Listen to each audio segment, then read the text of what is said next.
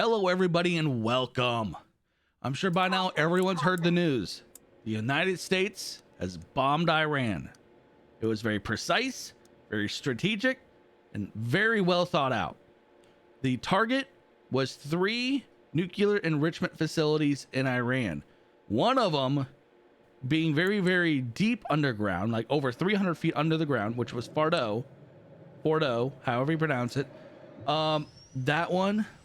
That one was one of the big targets.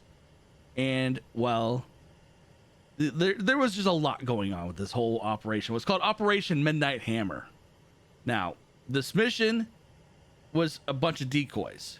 So initially you had planes leaving Whiteman Air Force Base going west. Yeah, like 6 or so B-2s that were just going west. Those were the decoys. Then you have another group that left that went east.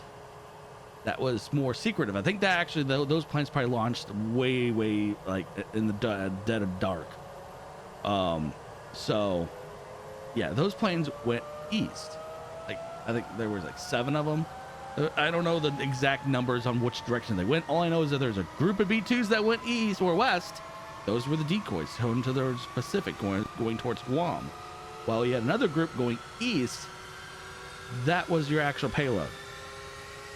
There were 14 MOPs, massive ordnance penetrators, that were used. That's a lot of ordnance. Those bombs are 30,000 pounds each. That's a lot of firepower. Now, there was also, those were 7 B-2s that were used in this operation. 7 B-2s, along with multiple flights of 4th and 5th gen fighters, which tells me the F-22 was in region already. That is why we moved the F-22s to the Middle East, for them to be used for escorting the B-2s. And the F-35s, that means those were used. We also had multiple, like dozens and dozens of mid-air refuelers, so that these planes can stay in air the entire time. This was the 2nd largest operation for the B-2 in U.S. history. So yeah, this was the biggest. This was also the biggest operation for the B-2s in U.S. history. Not just it was the 2nd longest, but this was the biggest operation for B-2s. This was crazy. There were so many moving parts. You also had a guided missile sub that was launching Tomahawks to soften up spots. There was just so much moving parts. The decoy going to the west. You had the planes going to the east. There was just a ton of stuff happening. But yeah, like almost the entire fleet of B-2s it sounds like they were all used. Every one of them, part of the decoy and part of the actual strike package. There was just so much stuff going on. It was nuts. And I love the B-2.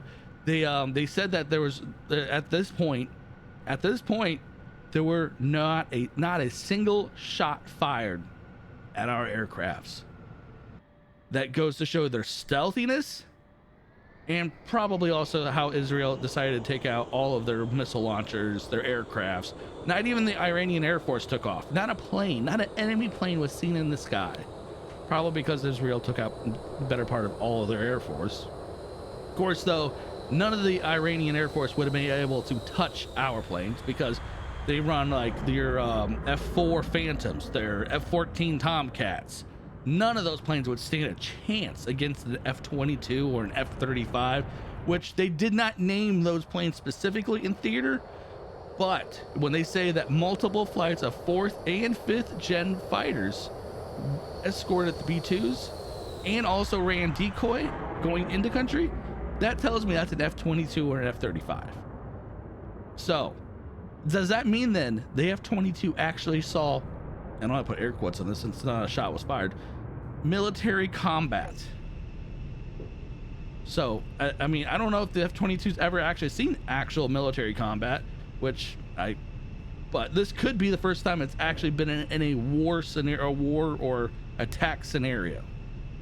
There was just so many things going on, so many people speculating on things, but no, the information came out this morning from the Secretary of Defense and the general that was running the operation.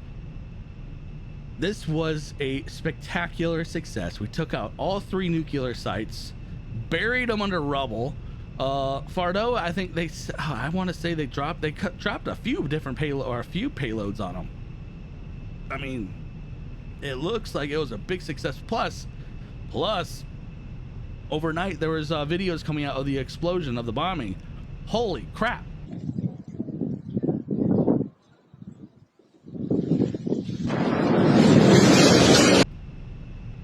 That's devastating. That actually makes the Moab, the mother of all bombs, kind of small, in my opinion. I don't know. We only used Moab once, and that was like what, 5 years ago or so. But man, this was an absolute beauty of a success. Now that the next step is what's going to happen. What will Iran do? Now they're threatening our troops, U.S. troops in region in the Middle East, in Iraq, Syria, and so on. They better think twice, in my opinion. That's my personal opinion. But it's awesome to see this. The B-2 was the crown jewel of this entire operation. It goes to show that we can strike in a very short amount of time anywhere in the world. I think they said that the timeline of this was like, let's see, the bombs were dropped at like 6:47, 7 p.m. Eastern Standard Time. That's like just after 2 a.m. in Iran. That's when the bombs dropped. And these planes, they can be in theater. They were able to be in theater in under 18 hours, I believe it was. I think that's what the timeline was given. They didn't give a timeline on exactly when the planes took off, but they because I mean there's information that they can't give, and I get it. They don't want to give the entire card. Oh look, this is how I won. Here's my cards. Can't show the cards. That's why I mean it's kind of like a game of poker. Poker, you can like, yeah, I fold. You don't have to show in the hand at all. Even if you so yeah. I mean you don't want to show the entire cards. Don't show them all. So yeah, it was a very, very big success, and I love the fact that the B-2 was used. Goes to show the strength of the B-2 and the fact that this plane should not be retired ever. I mean, look at the B-52. It's not a stealth plane, the B-52, but they're still constantly upgrading. It's like a J series now. I think it's a J variant that they're going towards. They're upgrading it again. The F-22, it's been going through a retrofit and new technology. The B-2 should never be retired, ever. It's an older plane, yes, but it should just constantly be perfected with more tech because of the stealthiness of this thing. This thing is a beast. I don't even think Iran has an ability to detect it. They were saying that the plane probably wasn't detected. They're the limited radar systems that they have in Iran. This plane probably never even was seen on any radar. I believe the radar cross section of this plane's like of a bumblebee. So radar would have looked at it like, oh, okay, yeah, whatever. We don't know what this is. It's too small for us anyways. But I am planning on doing a video. I've actually acquired a mod for DCS World with the B-2 bomber. And with that B-2 in that sim, they do have the MOP, the GBU 57, the GBU 57 MOP, Massive Ordnance Penetrator. It is in DCS World. Planning on using it. I just gotta figure out the programming side on triggering for the AI because the piloting it is kind of funky. I'm still learning that way because it's a mod. It's not a great mod. It's not the worst mod, but I have to say though, visually it looks really good. And I'm trying to do a escort mission where I'm in an F-22 and I'm escorting the B-2 to a target area for it to drop its bombs, its payload. Kind of I'm not gonna say it's gonna be a mimic of this mission that happened the other day, so it's gonna be similar in a sense though. We're gonna be like escorting 2 B-2s to its target location and just watch them drop. I think it'd be something fun. But yeah, I have to say though, I am madly impressed that we were able to send out decoys. Man, it got me because when I heard that the planes were heading west, I'm like, Going west. Why are we going west? Well, I guess there's Guam, or we're gonna go down to Diego Garcia. No, I actually thought there were still B-2 stationed out of Diego Garcia. Apparently they weren't. They were all back at Whiteman Air Force Base, from what I can gather in how I can mash things together, because they weren't specific. They weren't specific on the sense of, cool, all our planes are leaving Whiteman. No, that's the one thing I like about operational security. They won't give you everything. Can't give you all the cards. Can't give you all the information, because then you may be able to predict it a little bit better next time. Nope. Gotta keep you guessing. Gotta keep that guessing going. But to our Air Force, the United States Air Force, congratulations on being successful. I know that they said this morning. This morning was the briefing from the Secretary of Defense and that general, and they said that our assets are still in the air, flying back to the U.S. I believe it's an 18-ish hour flight from the Middle East. And man, I have to say, I couldn't be cooped up inside one of these planes for that long. But that's the nice thing about mid-air refueling. These planes are operated by a 2-man crew. And you're leaving from the U.S., which is probably, 18 hour flight one way, and then you got to come right back. That's a lot of time to be stuck up inside this thing. But it is their jobs, and they did it good. They executed very well. This is a different kind of video. This is a highly different video, and I do apologize, but I felt like I wanted to come out and actually talk about all the information that came out. But man, there was just so much. There was a lot of surveillance aircrafts, they said, it in the area too, surveilling the area. I mean, this apparently, it sounds like this operation has been in the planning phase for like a couple weeks. Kudos to our government for actually keeping something secret for once, not giving the enemy, well, we're going to bomb you tomorrow at, let's say 2 in the morning. Yeah, no, that's not how it goes. You don't give the enemy time to react.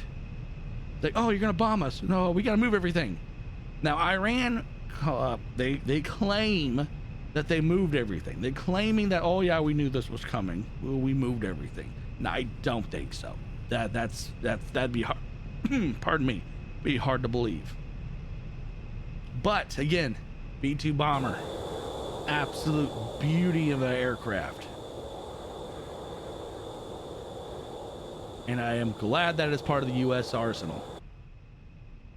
So, I know, like I said, it's a different kind of video, but I wanted to go out and put some information out there. 14 MOPS used. That's a lot. And this was the first time these things were ever used in a combat scenario. There's been a lot of testings done on this thing. This thing's been around for a while too, but lots of testings done, and now we got the real results, real life combat results. But the good thing about this also was that no civilian targets were hit, no civilians were affected, no actual military strike. It was not a strike on the military infrastructure of Iran. This was purely a strike to prevent Iran from getting nuclear weapons. This was their enrichment facilities and research facilities. That's it. That was the target. If anyone else was involved in that area, they were collateral damage due to the fact that they were involved in the process. Being that late at night, I'd say that the impact on people in the area was extremely minimal. I think that was the precise reason why we did it at night, because it was going to be less activity. No one's going to be really there. So yeah. And the nice thing is, they won't have nukes anymore. There's no chance for them to have nukes unless they acquire from a third-party source like China, Russia, North Korea. But yeah, that being said, I hope everyone has a great day. Look for that DCS video coming out here sometime in the future once I figure out the triggering sequence in DCS world, because it's kind of complicated. I will continue to do flight sim videos. I love doing flight sim videos, so if you haven't liked or subscribed, hit that button still for that. I enjoy doing content. This is probably the first time I've done a news kind of feed. If you enjoyed this video, let me know in the comment section below. I want to do more for the channel. I want to be more interactive with you guys. just let me know what I'm doing wrong. If you want more information, if you want information like this when there's a scenario or huge issues going around the world, just let me know. And I want to create better content for you guys. So yeah, I will catch you guys later. Have a good one.